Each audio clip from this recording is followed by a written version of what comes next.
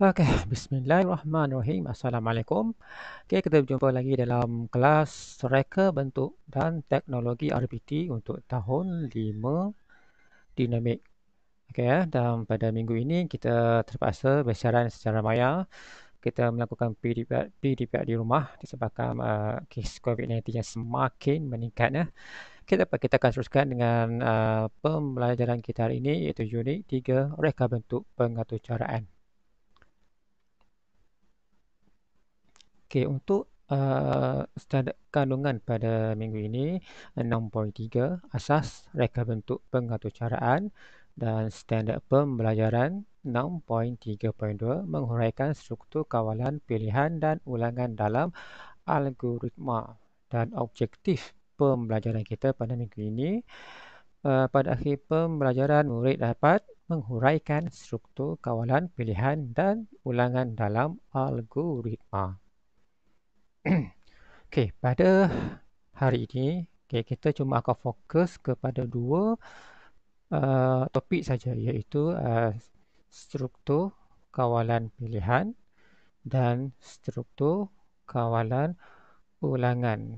Kalau pelajar masih ingat, kita dah sentuh topik ini dalam kelas minggu terakhir sebelum kita cuti.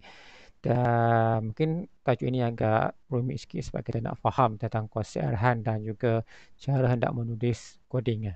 Okey. Untuk hari ini pelajar boleh rujuk buku teks muka surat 41 dan juga 42. Okey.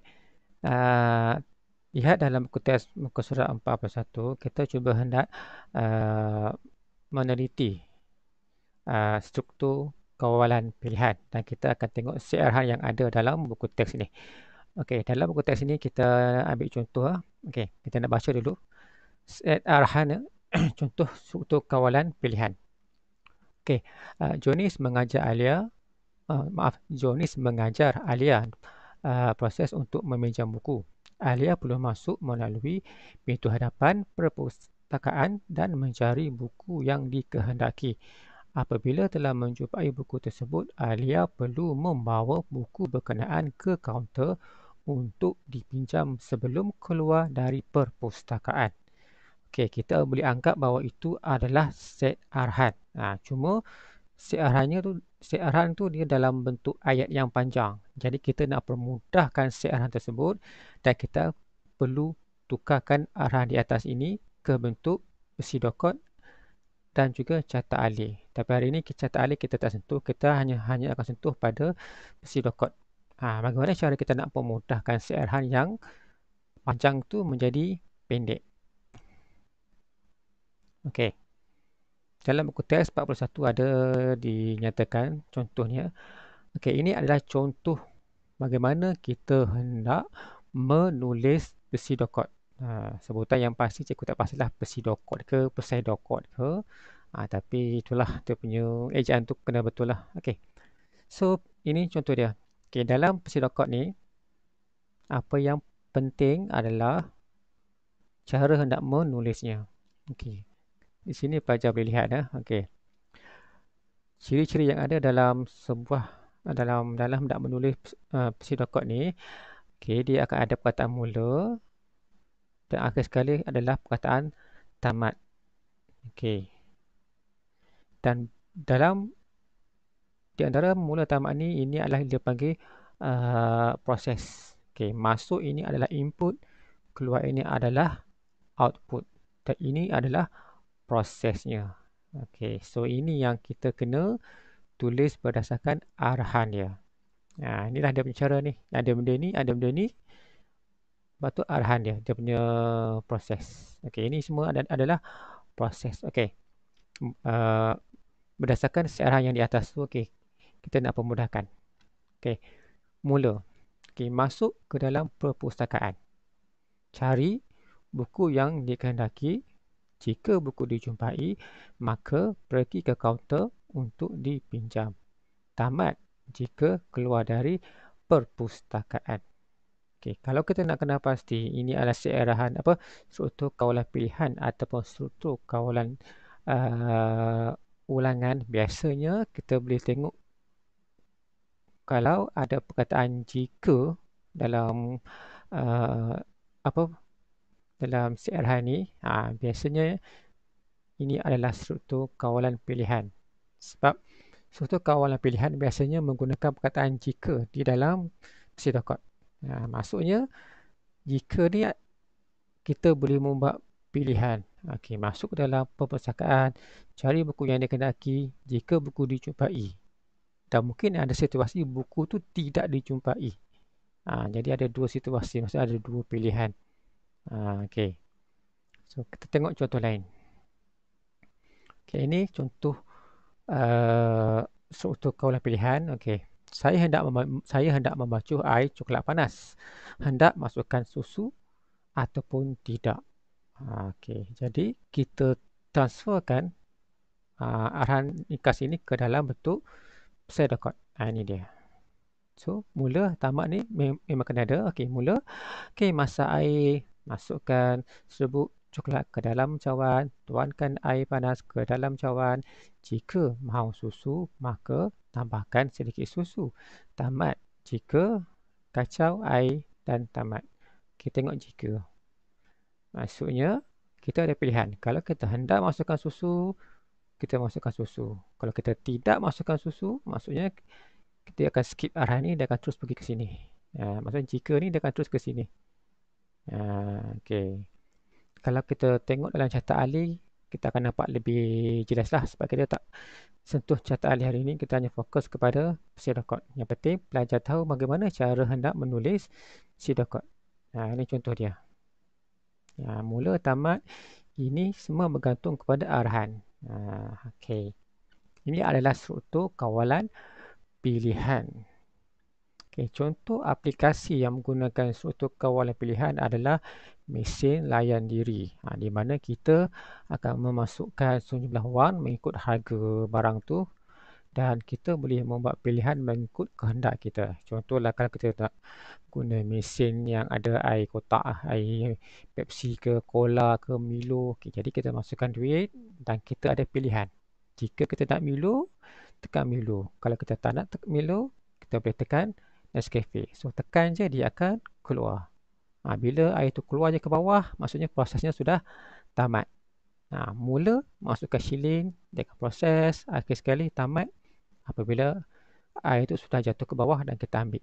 Itu dia punya proses. Dan kita ada pilihan nak pilih jenis air yang kita nak. Contoh lain kalau tengok dekat mesin ATM. Okay, kita masukkan kad, masukkan PIN number dan kita boleh pilih jumlah duit yang kita nak. Nak 100 tekan 100. Kita tak tetap. Bukan dikata okey ATM ni dia cuma boleh keluarkan RM10. Tak ada. Kita boleh pilih nak 100 ke, nak 500 ke. Kita tekan dia akan keluar. Itu contohlah yang menggunakan struktur kawalan pilihan. Okey, seterusnya muka surat 42. Okey, ini adalah struktur kawalan ulangan. Okey, contoh searahan. Okey, dalam muka surat 42 ni, arahan ringkas yang diberikan adalah Jonis dan rakan-rakan mempunyai latihan sukan di padang sekolah. Mereka perlu beratur di trek larian. Cikgu mengarahkan mereka agar membuat larian sebanyak 3 pusingan untuk memanaskan badan. Okey, itu dia punya macam arahan panjang. Okey, bila kita pemudahkan, kita tulis dalam bentuk pseudocode. Okey, macam biasa kita akan memula dengan perkataan mula. Okey, mula. Okey, beratur di trek larian. Lepas tu, berlari perlahan mengelilingi trek. Selagi belum cukup 3 pusingan, teruskan larian. Tamat selagi. Tamat. Okey. Struktur kawalan ulangan ni sama macam pilihan. Dia ada perkataan yang kita kena bagi perhatian, iaitu perkataan selagi. Kalau jumpa perkataan selagi dalam pseudocode ni, maksudnya ianya adalah struktur kawalan ulangan. Sebab struktur kawalan ulangan biasanya menggunakan perkataan pseudocode, perkataan selagi di dalam pseudocode. Maksudnya, kalau dalam kes ini, dia akan berlari selagi belum cukup 3 pusingan, dia akan terus lari sehinggalah tamat. Dia akan berulang-ulang. Lepas 1 pusingan, 1 pusingan. satu pusingan sampailah tamat. Okey. Contoh lain. Okey. Situasi dia cuaca panas dan kita rasa sangat dahaga. Jadi apa dia punya struktur kawalan ulangan? Okey, tengok dia punya sedekot. Simple je. Okey, mula tamat. Okey, mula okey, minum air. Selagi rasa dahaga, minum air lagi. Maksudnya selagi dia minum, dia masih lagi rasa dahaga, dia akan minum lagi. Tak kisahlah berapa kali dia ulang, dia akan terulang, ulang dan ulang sehinggalah dia sudah hilang dahaga dan tamat. Okey, faham ah? Okey, ini contoh struktur kawalan ulangan. Dan contoh aplikasi yang menggunakan struktur kawalan ulangan yang seperti yang kita bincang dalam kelas hari itu adalah pertama sekali lampu isyarat lah. Sebab lampu isyarat ini akan bertukar-tukar warna pada tempoh masa yang tertentu. Daripada merah ke kuning, kuning ke biru. Dia ada dia punya timer masa dia. Okay, merah ni berapa saat. Lepas tu kuning berapa saat. Hijau berapa saat. Dan dia akan berulang. Ulang je. Dan itulah fungsi lampu isyarat. Contoh kedua adalah lampu kecemasan van ambulan. Sebab lampu tu membolehkan lampu menyala berturutan dan berulang. Dan juga siren pun sama dengan macam siren ambulan ataupun siren polis. Dia mengeluarkan bunyi yang sama, dia ulang je. Ulang bunyi yang sama, dia akan lampu dia akan menyala berturutan dan berulang. Okey, itu contoh kawalan ulangan. Okey. Untuk tugasan minggu ni, simple je sebenarnya. Apa yang cikgu nak pelajar buat adalah pelajar hanya perlu salin nota ke dalam buku tulis RBT. Okey, hanya salin pada bahagian yang sudah ditanda. Ini dia. Inilah. Ini muka surat 41. Tulis sini je dan ini contoh dia punya peserta kod. Muka surat 42, tulis sini je. Dan ini dia punya peserta kod. Dan kalau nak tambah yang contoh aplikasi tu pun boleh. Tak ada masalah lah. Boleh rujuk balik dalam slide ni. Okey ya. Itu tugasan. Sebab cikgu tak boleh nak pergi laju sangat sebab topik ni memang agak rumit. Kita nak faham. Dan insyaAllah ke minggu depan kita akan tengok pula carta alih. Okey. Jadi kesimpulan yang kita boleh dapat pada hari ini adalah ada 3 sebenarnya. Pertama sekali adalah murid pelajar boleh mengenal pasti jenis arahan iaitu 2 arahan, struktur kawalan pilihan dan struktur kawalan ulangan. Lepas tu tahu membezakan antara struktur kawalan pilihan dengan ulangan dan juga boleh menulis pseudocode dengan betul. Okey. Okey. Jadi alhamdulillah setakat itu sajalah untuk minggu ini.